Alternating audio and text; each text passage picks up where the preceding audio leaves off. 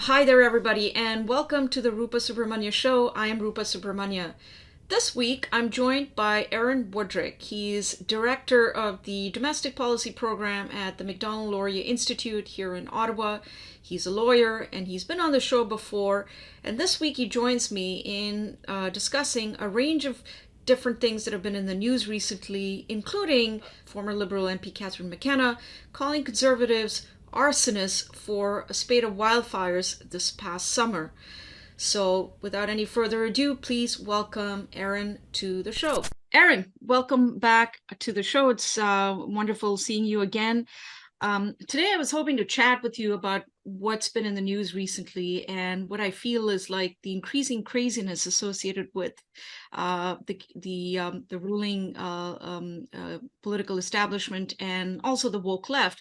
So let's start with perhaps the looniest of all claims. After the spate of summer wildfires in Canada, former Liberal MP and Cabinet Minister Catherine McKenna has called Conservatives arsonists because they don't support the carbon tax that the Liberals and the NDP support.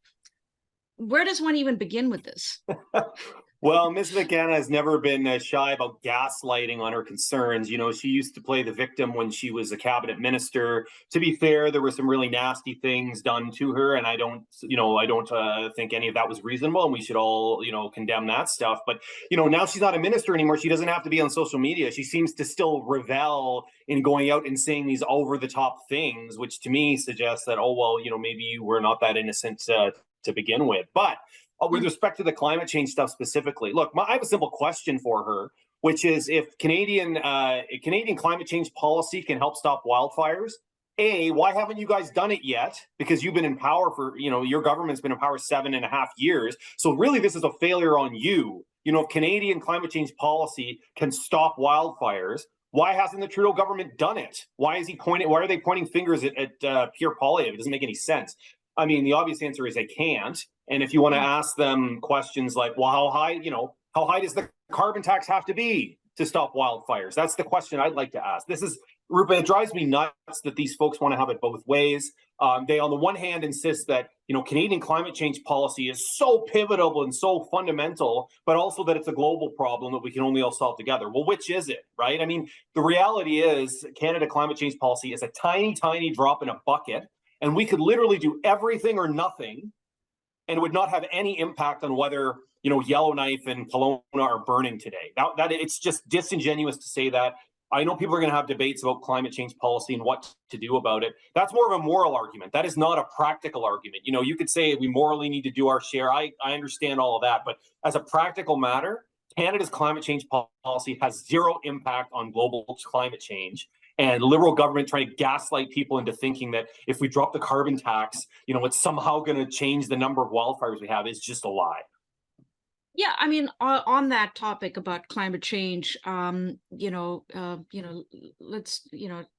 take that as an example. We're told these wildfires are because of climate change, although we know that a singular event cannot be blamed on climate change. There's a lot of debate and discussion about what's exactly causing these wildfires. There are some credible claims I've come across that show that arsonists were actually responsible for much of the wildfires in Quebec, perhaps even in BC. I'm not so sure about that. But, how is it that, it's almost like the panic around COVID-19 has now been replaced by climate change, fears about climate change, that basically everything that is happening, like I get these alerts on my phone, and I'm sure as you do, every time there's a thunderstorm or, there's like multiple weather alerts, it just makes you very anxious and scared. Is that what's going on here? Well, look, it is impossible to determine whether a singular weather event is because of climate change or not. I mean, right, that a single event is not climate, it is weather.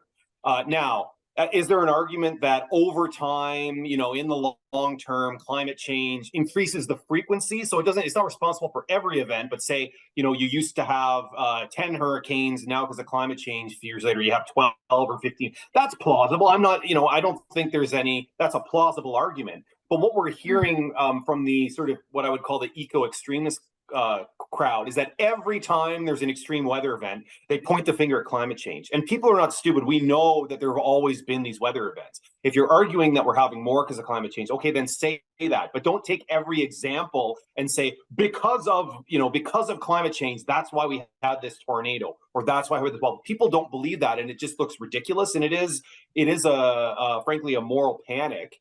And I think, frankly, it actually probably does a disservice to the argument for climate change, because people start to roll their eyes and say, well, everything is the fault of climate change. So I actually don't think they're convincing more people. I think they're actually hurting their own cause by exaggerating it and frankly, looking like they're trying to exploit a tragedy to advance what is essentially their sort of ideological agenda. Yeah. Well, let's turn to from Catherine McKenna to Melanie Joly, our current Foreign Affairs Minister, External Affairs Minister, Foreign Affairs Minister. She came up with another whopper, as far as I'm concerned, when she said that Canada has a game plan to deal with the rise of the far right in the U.S. I think what she presumably meant was if Trump were to get reelected, if there was a Donald Trump returning to the presidency.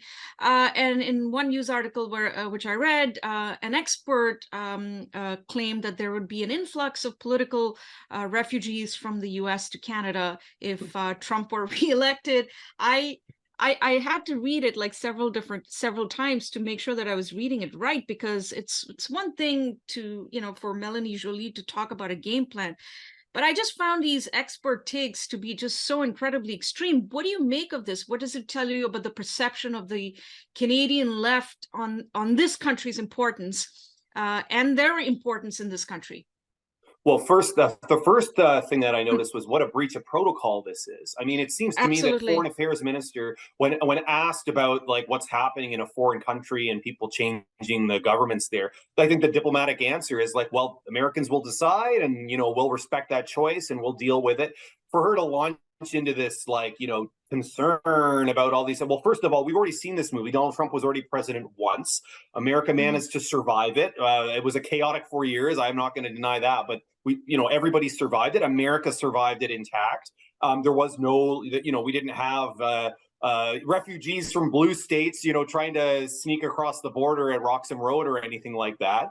So I think it's a bit overstated. What's other interesting too, Rupa, is contrast the differing reaction.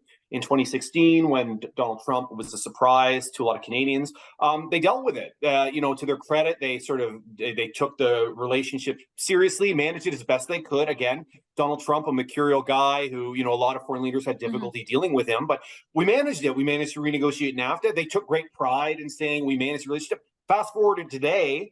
Now they're talking about like a completely different attitude. I suspect it has something to do with the fact that back then they were a new government with a lot of political capital. Today they're struggling and they're looking for another bogeyman. So if they can frame themselves as the sort of standing up to the crazy Americans or the evil Yankees, they're going to do that. So I think that's irresponsible. From we would hope that they would be adults about managing our relationship with our neighbor and our biggest trading partner, and it seems like they're prepared to play politics with that if they think it's worth a few points.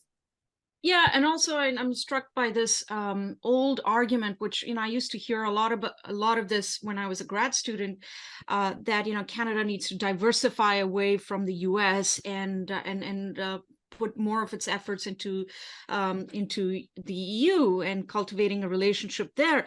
But as one of my professors told me, this is our closest neighbor. I mean, we need to really double down on this relationship as much as possible. And this talk of diversification is just complete nonsense.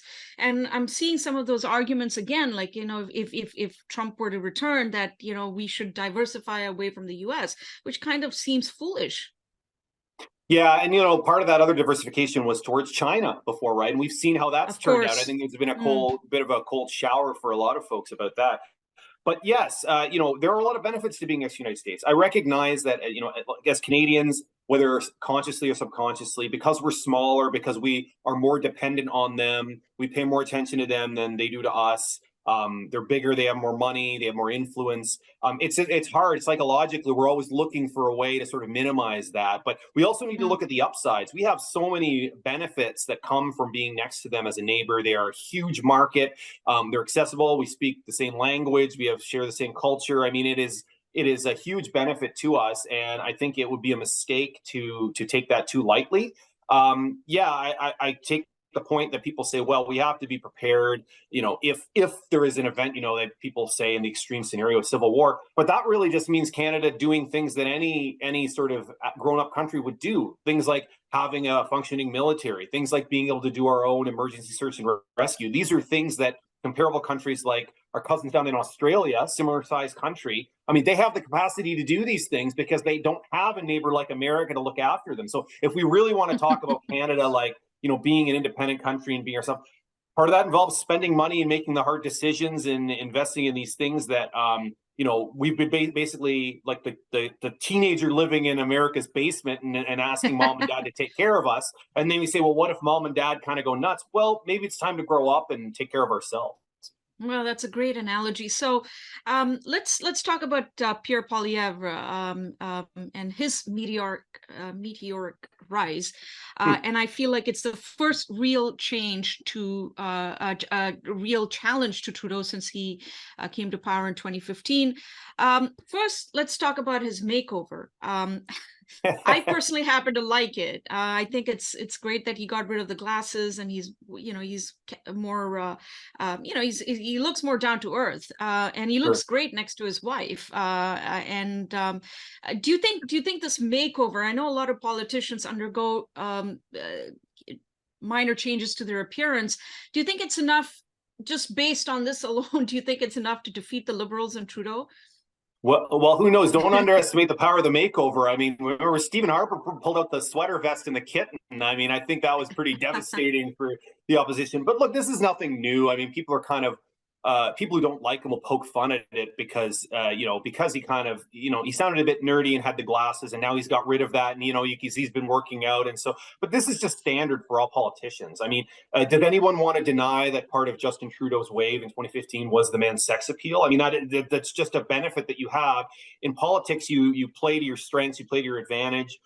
And you minimize your liabilities. And so if something like the optics of his glasses were a barrier, why not just get rid of that so that you can work with the things that suit you well? So I don't think it can hurt. I imagine that these days, political parties, they don't do these things on a whim. They'll focus group them and test them. And so there must be something to it. Substantively, I don't know if it's going to make a huge difference. But if it's going to, for example, make them a little more appealing so people give them a second look, why not do it, right? Yeah, exactly. But more seriously, Aaron, like I've noted with some disappointment, I've talked about this a few times and also written about it in the National Post, that the Conservative Party has stayed away from what I think are some hot button issues on the cultural side of things, and also immigration, gender ideology. I think these issues animate conservative voters. In fact, immigration is even animating people on the left, because their argument is now self-serving, because all of the things that they care about is now in jeopardy because the institutions, the system just can't support the large number of people coming in. Sure. But so Pierre Poilievre was basically stuck to talking about the affordability crisis, which is a very important issue, and the ineptitude of the Trudeau government. Do you think this is strategic? Do you think this is going to pay off? Do you think this will work in the end? Yeah, good question. I mean, you're right on the housing point. I mean, he's basically gone all in on housing. He's made this the centerpiece. Of course, immigration is connected to housing, right? Because part of the reason immigration has become a more explosive issue in this country is precisely because of housing. I think perhaps the thinking in there, and I'm not privy to any of it, is that maybe by addressing the housing issue, that will take most of the sort of dangerous polarization around immigration, take the sting out of that. That might be true, but I think I think it's a good thing in this country. We're actually talking about immigration again. Yes, there are xenophobes in this country, but the vast majority of people who are concerned about immigration are people that it's just a numbers game. They're just like, well, where are we going to put them? If we had housing, Canadians could all afford houses, and there were plenty of places for new Canadians to live, I think far more people would say whatever, the more the merrier. But we don't have that, and we're a long way from that. And so I think we do have a serious conversation about, and we're getting into the weeds about it. not all immigrants are made equal in terms of the pressure they put on the system, right? So yes, we say, well, we need more doctors and we need more people to build the houses. Okay, well, you look at what class of immigrants those are, but then we've got this, which frankly to me is a bit of a backdoor, is students. International students are coming in. The numbers have skyrocketed over the last 10 to 15 years. The campuses at universities and colleges are not keeping up. These are essentially cash cows for these post-secondary education students because they can charge international students a lot more. This is the sort of big loophole to me that needs the most attention, because it is a massive size. I mean, we're talking hundreds of thousands of students, and it's not that I wish them any ill will, but it's like, if we have nowhere to put them, they're basically being taken advantage of and used as cash cows, and they get here and there's nowhere to live and there's no prospects for them after the fact. That's bad for them. It's bad for Canadians, and it poisons the well on immigration generally. Yeah, absolutely. Like, I came here as an international student 25 years ago, and I still remember, like, there were just a handful of us coming to Canada to study. But that's just exploded since I was a student, and I'm hearing these horror stories of students who can't, they're like 5-6 students living in a room. It's almost like the kind of situation that you would find yourself in India, where most of these students come from. So it's kind of bizarre to see that playing out here as well.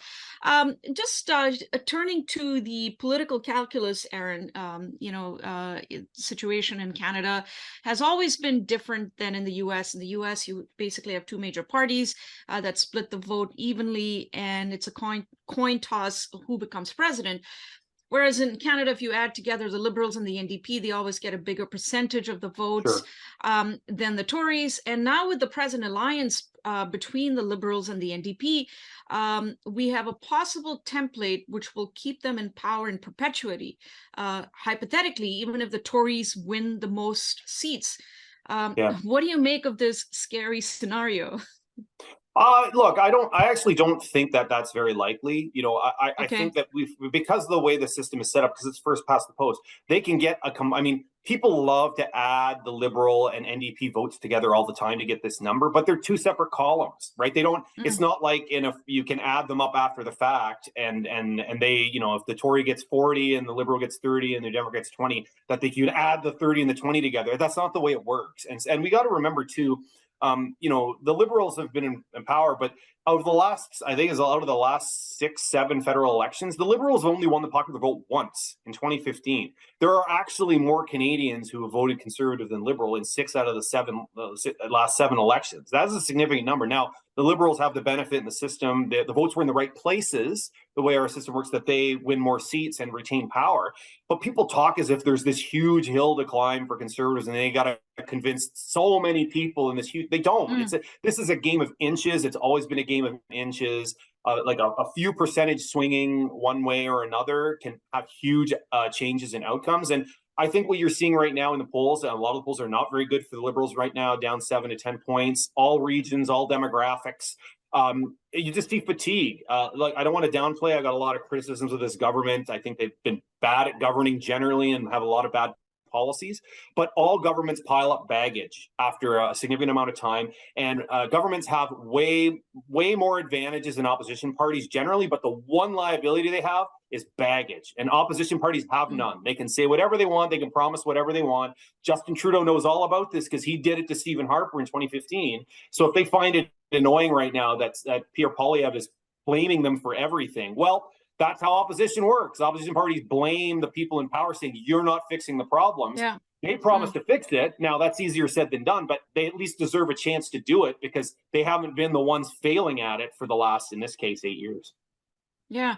Final question for you, Aaron. Let's talk about the far right, the scary far right in Canada. They're everywhere, apparently. Apparently, I am far right as well. So, and a lot of other things. This is obviously a smear tactic from those who, from those on the left who basically, if you don't agree with their agenda, you're seen as far right. I find this so incredibly bizarre and amusing, because my experience is that most conservatives in Canada would be considered as centrist or center left in the U.S. So the fact that many of us are smeared as far right is just downright ludicrous.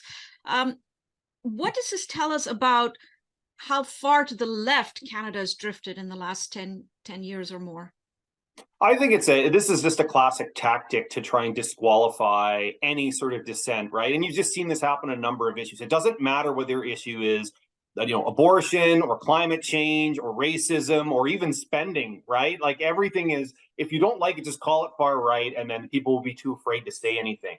I always ask, when people use that term, if they're serious people and they want to have a conversation, I want them to define, like, what do you consider? What are the positions that you are calling far right? I mean, if they can identify something specific, we can debate that. But when I hear the term generally, you just kind of roll your eyes. I mean, I've been called far right because I wanted a tax cut. I mean, at some point you just sort of say, okay, well, but I also think it's dangerous for the left, because when you start to call too many things extreme, the people that are actually extreme and everybody else, they kind of just merge together, and I don't think that's helpful. So I actually think the left is helping empower the far right, the real far right, and there's not very many of them, but they actually almost legitimize them by calling everything far right. So I think that's dangerous. And I think Pierre Poilievre has been accused of pandering to the far right, and the one example that's been in the news lately is his policy about the World Economic Forum. And this one to me is amusing, because my view is actually, I think Pierre Poilievre is actually doing us all a huge favor by proposing a very simple, uncontroversial solution that doesn't require buying into more extreme conspiracy theories. All it requires is you to believe that this group, the World Economic Forum, is not a particularly helpful group. I mean, it's kind of like almost a cartoon, Rupa, of like all the terrible things about global elitism. You got super rich people jetting into Switzerland, $2,000 a night hotel rooms, hobnobbing. I mean, it's a PR nightmare. Why don't we just not go? This is the simplest thing. It doesn't require you to believe that everybody that goes to Davos is meeting in like Dr. Evil in a room and they're controlling everything. Maybe it's just Canada doesn't need to be there. You solve the problem by just not going. And in fact, if Justin Trudeau and Jagmeet Singh also came out and said, you know what, we won't send anybody to the World Economic Forum either, that would solve the problem. It doesn't require you to believe that they're an all-powerful cabal. It just requires you to believe that maybe these people are not looking out for interests, and we just shouldn't go. I think it's an elegant solution, and it's a smart proposal, and I think more people should frankly embrace it. Yeah, I've written quite extensively about the World Economic Forum, and in fact, Chrystia Freeland, our Deputy Prime Minister, who wrote all about it. Yes, yeah, she. I mean, in fact, that's where it all began. The criticism of the World Economic Forum and the Davos crowd, and she called them plutocrats. And she currently sits on their advisory board, which is another discussion in itself. But just to push you a little bit on this, Aaron. What if it's just a club, it's just networking? You could meet the same people, in London, for example. You go meet Rishi Sunak or something, the Prime Minister of the UK, and you network with a bunch of people, the same set of people who would show up at the World Economic Forum, like business leaders, sure. I don't know, NGOs, leaders of NGOs, and so on and so forth. Sure. So what is it what is so special about the World Economic Forum when if you were to just think about it as a networking event? Sure.